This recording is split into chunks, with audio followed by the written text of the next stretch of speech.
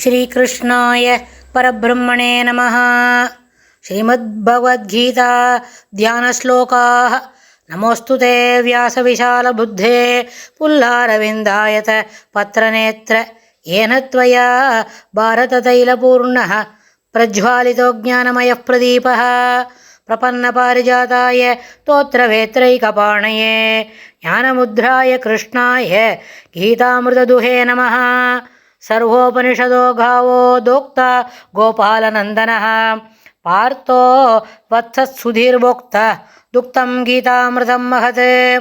वसुदेवसुतं देवं कंसचाणूरमर्दनं देवकी परमानन्दं कृष्णं वन्दे जगद्गुरुम्।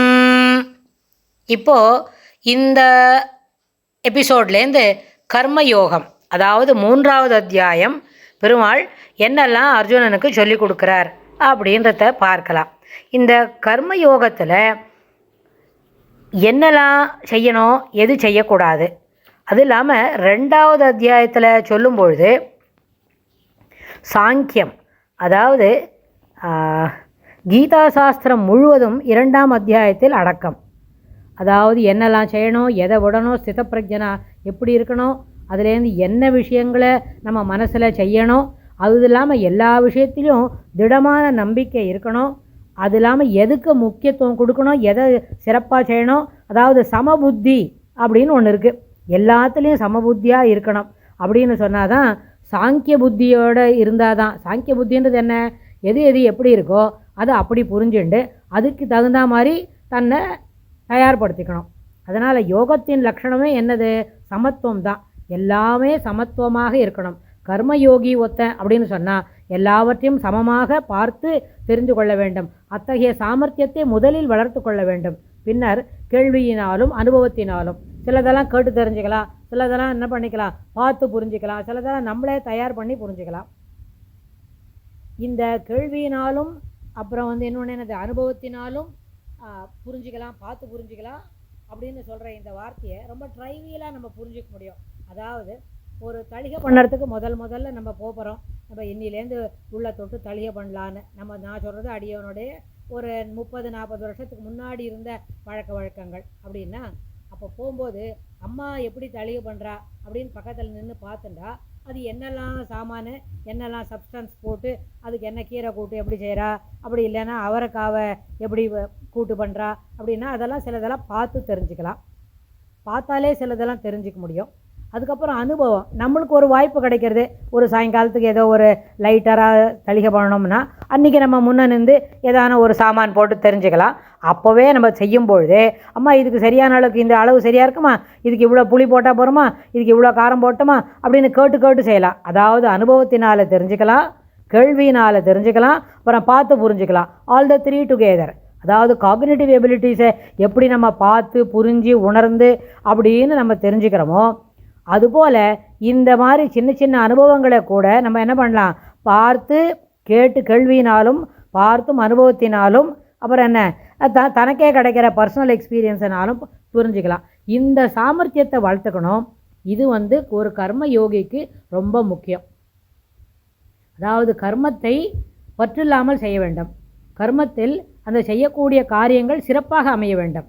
ஏதோ கர்மம் ஏனாதானான்னு பண்ணுறதை காட்டிலும் என்ன செய்ய வந்தோமோ அந்த செயலுக்கு அதாவது மனத்தோடு சேர்ந்து உடல், பொருள், என்ன தெரியுமா, மெய், அது 3ம் ஒன்றாக இணைந்து ஒரே நேர்கோட்டில் செல்லும்பொழுது எத்தகையமான ஒரு லீனம் கிடைக்குமோ அதுபோல் அதில் உணர்ந்து அந்த காரியத்தை செய்ய வேண்டும். அதாவது உளவியல் அடிப்படையில் ஒரு வார்த்தையை சொல்லுவோம். அதாவது என்னன்னு கேட்டால், 3ம் மனம் அதோடு ஒன்றுபட்டு செய்ய வேண்டும் சொன்னால் அங்கே ரோல் டிஃபைனிங் அப்படின்னு ஒரு வார்த்தை சொல்லுவோம். அந்த ரோல் டிஃபைனிங் என்ன, இப்போ நம்ம ஆசிரியராக பணிபுரிய வேண்டும் கொஞ்சம் நேரத்துக்கு அப்படின்னு சொன்னால் என்ன பண்ணணும், அந்த பள்ளிக்கூடத்தில் இருக்கும்போது நம்ம ஒரு ஆசிரியர், ஒரு 4ஆம் வகுப்பு ஆசிரியரோ இல்லை 8ஆம் வகுப்பு பிள்ளைங்களுக்கு ஆசிரியரோ அப்படின்னு, அந்த ஆசிரியர் ஒரு தமிழ் கற்பிக்கிறார், இல்லைன்னா ஆங்கிலம் கற்பிக்கிறார், இல்லை ஒரு சூப்பரான கணக்கு சொல்லி தருவாங்க அப்படின்னு சொன்னால், கணக்கு சொல்லி கொடுக்குற ஆசிரியராக இருந்தால் அந்த ரோலுக்கு எப்படி நடந்துக்கணுமோ அதுபோல தான் நடந்துக்கணும். கணக்கு சொல்லி கொடுக்குற ஆசிரியர் ஒரு தமிழ் கற்பிக்கிறவரை போல் நடந்துக்க முடியாது. ஏன்னா தமிழில் இலக்கியம் படிக்கிறச்சே இருக்கிற மனநிலைகள் வேறு, கணிதம் படிக்கும்போது நம்பர் ஒர்க் ரிலேட்டடாக ஒரு ப்ராப்ளம் சொல்லி கொடுக்கும்போது அதற்கு இருக்கிற மனநிலை வேறு. அதனால் ஒரு ஆசிரியராக பணிபுரிய வேண்டும் என்றால் அந்த பணியை என்ன சிறப்பாக செய்ய வேண்டும். அதுபோல் ஆசிரியராக இன்னொருத்தர் இல்லை, you are the best and available என்ன மேக்ஸ் டீச்சர் இந்த ஸ்கூல் அப்படின்ற அளவுக்கு நம்மளை அதில் சிறப்புப்படுத்திக்கணும். அத்தகைய சாமர்த்தியத்தை வளர்த்துக்கணும். அதுதான் கர்மயோகத்துக்கு அது அடிப்படை. உனக்கென்று என்ன ஒரு ரோல் கொடுத்தாங்க, இல்லை இப்போ ஒரு ரிசர்ச் பேப்பரை எழுதணும் அடியனை போல் அப்படின்னு சொன்னால் ரிசர்ச் பேப்பர் எழுதுறதுக்கு என்னெல்லாம் மாடியூல்ஸ் எல்லாம் சேர்த்து வச்சுக்கணுமோ, என்னெல்லாம் விஷயங்களை தவறாது செய்யணுமோ அது எல்லாத்தையும் சேகரித்து வைத்து கொண்ட பிறகு அந்த ரோலை செய்ய ஆரம்பித்தா அதில் எந்த பிழையும் வராது. இது ரிசர்ச் மெத்தடாலஜி எழுதுறதுக்கு மட்டும் இல்லை, ஒரு கணித ஆசிரியராக இருப்பதற்கு மட்டும் இல்லை, நம்மளோட தளிப்பன்று உள்ள நம்ம ஒரு வேலையை செய்ய வரோம், ஒரு உப்புமா கலர்றோம், ஒரு உபயோகம் இல்லாதது அப்படின்னு இல்லை, நல்லபடியாக கலரினா அந்த உப்புமா என்ன பண்ணலாம், எல்லா பெரிய விஷயங்களோடையும் பகிர்ந்துக்க முடியும். அப்படின்னா அதுக்கு ஒரு இன்வால்மெண்ட்டோட, அதாவது அந்த செய்யக்கூடிய வேலைகளில் ஈடுபாட்டுடனும் செய்யும் பொழுது அந்த என்ன பண்ணாது, எந்த விதமான குறைபாடும் அதில் வராது. அதுதான் அந்த கர்மயோகத்தை சிறப்பாகவும் பற்றில்லாமலும் செய்வதற்கு உண்டான சாமர்த்தியத்தை வளர்த்து கொள்ள வேண்டும். அதை தான் பெருமாள் இங்கே உள்ளுரை பொருளாக என்ன பண்ணுறார், உறுதியாக சொல்கிறார், அது அறுதியிட்டு புரிஞ்சுக்கணும் அப்படின்னு சொல்கிறார். அதனால்தான் பெருமாள் சொல்லும்போதே கீதா சாஸ்திரம் முழுவதும் 2ஆம் அத்தியாயத்தில் அடக்கம்.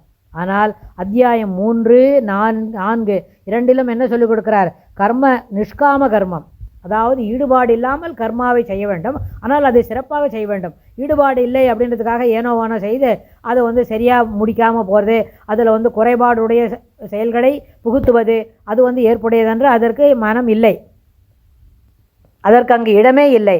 அதனால் 3ஆவது அத்தியாயத்திலும் 4ஆவது அத்தியாயத்திலும் நிஷ்காம கர்மமும், 5ஆவது அத்தியாயத்தில் என்ன சொல்கிறார், சர்வ கர்ம சந்நியாசம், எல்லா கர்மங்களையும் செய்ய வேண்டும், ஆனால் எல்லாவற்றிலும் இருக்கிற எல்லா கர்மங்களையும் செய்தாலும் அதில் தன்னுடைய ஈடுபாட்டை குறைத்து கொள்ள வேண்டும்.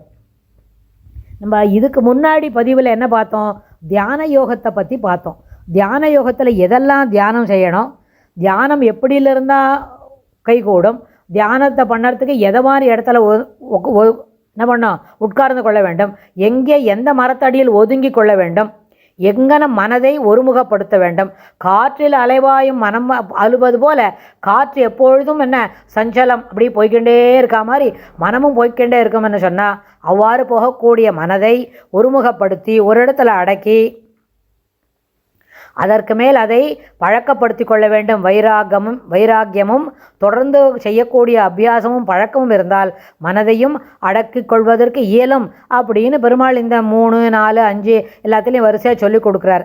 5ல் பார்க்கும்போது 5ஆவது அத்தியாயத்தில் என்ன பார்த்தோம், எல்லா கர்மாவையும் செய்யணும், அதில் என்ன பண்ணணும், சர்வகர்ம சந்நியாசம், எல்லாத்திலிருந்து விடுபட்டு இருக்கணும், துறவு மனப்பான்மையோட என்ன செய்யணும், செய்ய வேண்டிய வேலைகளை செய்ய வேண்டும். ஆனால் இப்பொழுது 4ஆவது அத்தியாயம் பார்த்தோம், ஆனால் 3ஆவது அத்தியாயத்தில் இப்போ பார்க்க துவங்கின்னு இருக்கோம். அது என்ன பண்ணுறது, நிஷ்காம கர்மம், என்ன கர்மயோகத்தில் என்ன பண்ண ஈடுபாடு இல்லாமல் செய்ய வேண்டும். அதாவது பிரஜஹாதி யதா காமான் என்று தொடங்கி ஏஷா பிரம்மஸ்திதீஹி என்றவரை சாங்கிய யுத்தத்தின் சாங்கிய புத்தியின் பெருமையை கூறிக்கொண்டிருக்கிறார் 2ஆவது அத்தியாயத்தில். மேலும் கர்மண்யேவாதிகாரஸ்தே மா பலேஷு கதாச்சன அப்படின்னு 2ஆவது அத்தியாயம் 49ஆவது ஸ்லோகத்தில் சொல்லும்பொழுது அப்போ என்ன பண்ணுறார் பெருமாள், என்ன உபதேசிக்கிறார் அர்ஜுனனுக்கு, கர்மயோகத்தை சாங்கியத்துக்கு சமமாக சொல்ல வேண்டும் அப்படின்னு புரிஞ்சுக்க சொல்கிறார். ஆனால் என்ன பண்ணுறார் அவர் அங்கே சொல்லும்பொழுது கர்மண்யேவாதிகாரஸ்தே, கர்மாவை விடாது அதற்கு என்ன மனது உடன்பட்டு ஒப்பி அந்த வேலைகளை செய்யும் பொழுது அவனே சிறந்தவன், சாங்கிய யோகத்தை காட்டிலும் கர்மாவை செய்தே அவன் மேல் வரிசைக்கு வர முடியும் அப்படின்னு சொல்லி கொடுக்குறார் என்ற. அப்புறம் இந்த மாதிரி சொன்னவொடனே அர்ஜுனுக்கு டவுட் வருது, ஆமாம் சாங்கிய யோகத்துக்கு திட்டமாக நீ கர்மா வசத்தின்னு சொல்கிறியே, சாங்கியத்தை காட்டிலும் கர்மா வசத்தின்னு சொல்கிறியே, அது எப்படி அப்படின்னு அர்ஜுனனுக்கு இங்கே ஒரு கேள்வி மனசுக்குள்ளே வருது. அதனால்தான் அந்த கேள்வியை பற்றி என்ன பண்ணிட்டு இருக்கா இந்த இடத்துல கேட்க துவங்குறார் அர்ஜுனன். அதனால் இந்த அத்தியாயத்தோட பெருமை என்னன்னு கேட்டால், அத்தியாயத்தோட சிறப்பு, அதனோட பெயருக்கு என்ன சிறப்பு அப்படின்னு கேட்டால், 2ஆவது அத்தியாயத்தில் சொல்லும்போது புத்திர் யோகேத் விமாம் ஸ்ருணு அப்படின்னு ஆரம்பித்து ததா யோகம் அவாப்சசி அப்படின்னு சொல்கிறார். அதாவது ஒரு 15-16 ஸ்லோகத்தில் எந்த கர்ம யோகமானது சமபுத்தியுடன் செய்யப்படுகிறதோ, முதல்ல யோகத்தின் அடிப்படை யோகம் மனசில் இருக்கு அப்படின்னு சொன்னாலே சமபுத்தி, அந்த சமபுத்தியை எல்லா இடத்திலும் பார்க்க வேண்டும், அத்தகைய சாமர்த்தியத்தை வளர்த்து கொள்ள வேண்டும். அது ஒரு சிறப்பான குணம். எல்லா இடத்திலும் எல்லாவற்றையும் சமமாக பாதிக்க வேண்டும். தான் மட்டும் சிறப்பு அப்படின்ற எண்ணம் அந்த மனசில் வரக்கூடாது. இது நாள் வரைக்கும் நம்மளுக்கு இருந்ததுன்னா கூட இந்த 3வது அத்தியாயத்தை நல்லா என்ன பண்ணுறா கரதலையாக நம்ம படிக்க துவங்குறோம் வச்சுக்கோங்க, அப்போ நம்மளுக்கு தோணிடும் நம்ம எந்த விதத்திலையும் உயர்வானவன் இல்லை, எல்லாவரையும் போல எல்லாவற்றையும் போல நாமும் சாதாரணமாகத்தான் இருக்கிறோம் அப்படின்ற அந்த சமபுத்தி நமக்கு வந்துடும். ஆனால் அந்த சமபுத்தி வந்துருக்குன்னு சொன்னால் அதில் சில நேரத்தில் சின்ன டிவியேஷன், சின்ன டெஃபினேஷன்ஸ், சின்ன எலிவேஷன் அது இருக்கும் தான். சிலவாளுக்கு இந்த விதத்தில் இருக்கும். அதாவது ஒரு வகுப்பில் 40 பசங்க இருக்குன்னு வைங்களேன், அந்த வகுப்பில் இருக்கிற 40 பசங்களில் ஒரு 8 பசங்க ரொம்ப நல்லா கணக்கு போடும், ஒரு 8 பசங்க ரொம்ப நல்லா தமிழ் வாசிக்கும். அதுகள் தமிழ் வாசிக்க ஆரம்பித்தாவே அந்த செய்யுள்ளாக சிறப்பாக சொல்ல தெரியும், பார்த்து பிசர் இல்லாமல் பிழை இல்லாமல் படிக்கும்.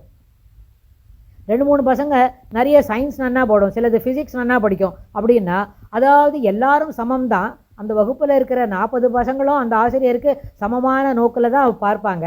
ஆனால் சில பசங்க சில சப்ஜெக்ட் நன்னா படிக்கிறது எப்படி ஒரு சாதாரண விஷயமோ அதுபோல் இந்த வாழ்வியலும் வாழ்க்கை என்ற பயணத்திலும் நாம் சந்திக்கிற அனைவரும் சமமாகத்தான் நாம் கருத வேண்டும். ஆனால் ஒரு சிலருக்கு சில இடத்துல அதிகமான சம்பளம் வரும், சில பேருக்கு அதிகமான படிப்பு இருக்கும், சில பேருக்கு அதிகமான வசதி இருக்கும், சில பேருக்கு அதிகமான வேலை ஆட்களின் பணி கிடச்சுட்டே இருக்கும். ஸோ இது எல்லாமே சாத்தியம்தான். அதனால் எந்த கர்மயோகமானது சமபுத்தியுடன் அனுஷ்டிக்கப்பட வேண்டும் என்று சுருக்கி கூறப்பட்டதோ 2வது அத்தியாயத்தில் அதுவே இங்கு விரித்து கூறப்படுவதால் இந்த அத்தியாயம் கர்மயோகம் என பெயர் பெறுகிறது. அதாவது ஒரு 50-60 ஸ்லோகம் வரைக்கும் எல்லாமே கர்மா. ஏன்னு சொன்னால் அந்த 2வது அத்தியாயத்து 11வது ஸ்லோகத்திலேருந்து அர்ஜுனனுக்கு ரொம்ப குழப்பம்.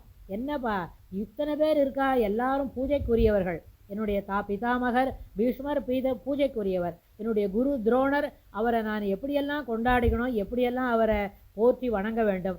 அப்புறம் என்னோட மாமா இருக்கார் எதிர சல்லியன், இவா எல்லாரையும் பார்த்து இன்னும் கிருப்பர் கிருப்பர் அவருக்கு அஸ்வத்தாமன், இவா எல்லாரும் இருக்கவாளே, இவா எல்லாரும் பூஜைக்கு உரியவர்கள், மரியாதைக்கு உரியவர்கள். இத்தகையவர்களுடன் போர் செய்து கொன்று ஜெயித்து ஏதோ ஒன்று நடக்கும். சில பேரை கொல்லப்பட வேண்டும், சில பேர் ஜெயிச்சுடணும். அப்படின்னா இத்தகையவர்களை கொன்று இல்லை ஒரு பார் போட்டு ஜெயித்து அப்படியாவது அரசாளுவதை காட்டிலும் பிச்சை எடுப்பதே மேல் அப்படின்னு சொன்ன உடனே பெருமாளுக்கு சிரிப்பு வந்து விடுது.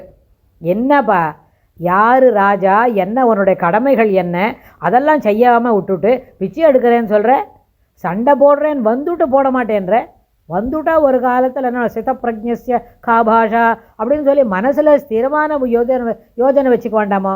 சண்டை போடுறேன்னு தேரில் ஏறி அம்பரா துணியெல்லாம் எடுத்துமா கையில் மாட்டேன்னு காண்டிபத்தத்தை கையில் வச்சுன்னு எப்பப்பா நான் சண்டை போட மாட்டேன்ப்பா, இவாளையெல்லாம் கொன்று அரசாளுவதை காட்டிலும் பிச்சை எடுப்பதே மேல் அப்படின்னு சொல்லி காண்டிபத்தை கீழே போட்டு அப்படின்னு கீழே சொல்லிவிட்டா என்ன பண்ணுறது. ஆனால் பெருமாள் இப்படி சிரித்து சொன்ன உடனே அவன் என்ன சொல்கிறான், எனக்கு இப்படி தான் தோணுறது, ஆனால் எனக்கு எது சரியோ அதை நீயே யோசித்து சொல்லு கிருஷ்ணா அப்படின்னு பெருமாள்கிட்ட என்ன பண்ணுறார், கார்பண்ய தோஷா அபகத அப்படின்னு சொல்லி பெருமாள்கிட்ட தன்னுடைய இயலாமையை சொல்லி தான் சரண் புகின்றார். அதனால தான் அதுக்கு மேலே 2வது அத்தியாயம் 11வது ஸ்லோகத்திலேருந்து கர்மாவை விடாது செய்ய வேண்டும். ஒரு அரசன் அப்படின்னா அவனுடைய வேலையை சிறப்பாக செய்யணும், தன்னுடைய பிரஜையை பத்திரமாக பார்த்துக்கணும். ஒரு அம்மா அப்படின்னா தன் குழந்தைகளை சிறப்பாக பார்த்துக்க வேண்டும், கணவனுக்கு தேவையான செயல்களை செய்ய வேண்டும், அவனுக்கு சுசுரூஷை பண்ணணுமா, அவனுக்கு தேவையான பொருள்களை எடுத்து தரணுமா, அது எல்லாம் உண்டு. ஒரு அம்மா அப்படின்னா தன் மகனோ மகளோ தன்னுடைய ஆஃப்ஸ்பிரிங் இருக்குல்ல, தான் பெற்றெடுத்த பிள்ளைகளுக்கு சிறப்பான தாயாக இருக்க வேண்டும். அதனால் ஒரு ராஜமாதா அப்படின்னா அரசாக இருக்கிறதுல எல்லாருக்கும் சமமான புத்தியோடு எல்லாரையும் ஒரே நேர்கோட்டில் வைத்து என்ன பண்ணணும், அவர்களை பரிபாலனம் செய்ய வேண்டும். ராஜா அப்படின்னா தன்னுடைய பிரஜைகளை பரிபாலனம் செய்ய வேண்டும். இவை அனைத்தும் என்ன சமபுத்தியுடன் எடுக்க வேண்டிய ஒரு கட்டாயத்திற்கு உன்னை என்ன பண்ணோம் தயார்படுத்தி கொள்ள வேண்டும். இத்தகைய சாமர்த்திய சமபுத்தியுடன் இருக்க வேண்டிய சாமர்த்தியத்தையும் வளர்த்து கொள்ள வேண்டும் அப்படின்னு அர்ஜுனனுக்கு சொல்லி கொடுக்குறார். இந்த கர்மாவை எப்படி விடாத செய்யணும், அது ஒரு ரிச்சுவல், அதாவது பற்றில்லாமல் செய்ய வேண்டும். அதில் ஒரு ஈடுபாட்டோடு செய்ய வேண்டும். பற்று இருக்கணும். ஈடுபாடு எப்படி இருக்கணும்னு சொன்னால், இந்த வேலை நன்னா வரணுமே, இதில் வரக்கூடிய அவுட்கம் என்ன நம்மளுக்கு அப்படின்றத காட்டிலும் இந்த வேலைகளை சிறப்பாக செய்ய வேண்டும் என்கின்ற நோக்கத்தோடு அவசியம் செய்ய வேண்டும். இதில் ஈடுபாடுடன் செய்ய வேண்டும், சிறப்பாக இருக்க வேண்டும் அப்படின்னு ரொம்ப உறுதியாக சொல்லி கொடுக்குறார். அர்ஜுனனோட சந்தேகம் என்ன அப்படின்றத பார்க்கலாம் நம்ம. திருத்தீயோத்தியாயः கர்மயோகः. அர்ஜுன உவாச்ச ஜாயசி சேத் கர்மணஸ்தே மதா புத்திர்ஜனார்தன தத்கிம் கர்மணி கோரே மாம் நியோஜயசி கேசவ. ஜாயசி சேத் கர்மணஸ்தே மதா புத்திர்ஜனார்தன தத்கிம் கர்மணி கோரே மாம் நியோஜயசி கேசவ. அர்ஜுனன் இப்படி கேட்ட உடனே அர்ஜுன் பெருமாளை பார்த்து கேட்குற, ஜனார்தன, ஹே ஜனார்தன, கர்மண, கர்மத்தை காட்டிலும் புத்திஹி, ஞானம் மேலானது. கர்மத்தை காட்டிலும் புத்தி மேலானது அப்படின்றது உன்னோடைய கருத்து. அப்படி இருக்கும்பொழுது தத்கிம், அப்பொழுது ஏன் கேசவா கோரே கர்மணி, இந்த கொடிய கர்மா இருக்கே, கர்மத்தை காட்டிலும் ஞானம் உசர்ந்தது ஜாயசி அப்படின்னு நீங்கள் சொல்லி கொடுக்குற. ஆனால் அப்படி சொல்லி கொடுத்துன்னு இருக்க அந்த முதல் சென்டென்ஸ் முடியறதுக்குள்ளேயே நீ என்ன சொல்கிற, கோரேமாம். கேசவா, இந்த கொடிய கர்மா இருக்கே, இப்போ இந்த சண்டை போடணும், எனக்கு மதிப்புக்குரியவர்களும் பூஜைக்குரியவர்களும் எதிரணியில் நின்றுருக்காளே அந்த கர்மணி, அந்த கொடிய கர்மா என்னது, அவளெல்லாம் ஜெயிக்கணும், அவளோட சண்டை போடணும், அவளை ஜெயிச்சுட்டு அரசாளணும், நீ அரச பதவியில் போகணும்னு சொல்கிறியே, அதற்கு எதுக்கு என்னை கட்டாயப்படுத்துகிற, நீ ஏன் என்னை சண்டை போட சொல்கிற அப்படின்னு. அப்படி சொன்ன உடனே பெருமாளுக்கு சிரிப்பு வருது. ஏன்னா, என்னப்பா இப்படியெல்லாம் போய் கேட்குற அப்படின்னு சொன்னேன். அதுக்கு தான் அவர் சொல்கிறார், பெருமாள் சொல்கிறார், இல்லை இன்னும் நீ கண்டிப்பாக சண்டை போடணும்னு. ஆனால் அர்ஜுனனே இன்னொரு ரெண்டாவது கேள்வி கேட்குறான். முதல் கேள்வியில் தத்கிம் கர்மணி கோரேமாம் நீயோ ஜெயசி கேசவ, என்ன கேசவா என்னப்பா இது எதுக்கு சேர்த்து சண்டை போட சொல்கிற, கர்மாவை செய்யணும்னு சொன்னால் அது ரொம்ப பயங்கரமாக இருக்கே, இதை நான் எப்படி செய்வேன் அப்படின்னு சொல்லி கேட்டாருது. அர்ஜுனனுக்கே இன்னும் ரெண்டாவது கேள்வி இருக்குது. அதை நம்ம அடுத்த பதிவில் பார்க்கலாம். ஸ்ரீகிருஷ்ணாய துப்யம் நமஹ.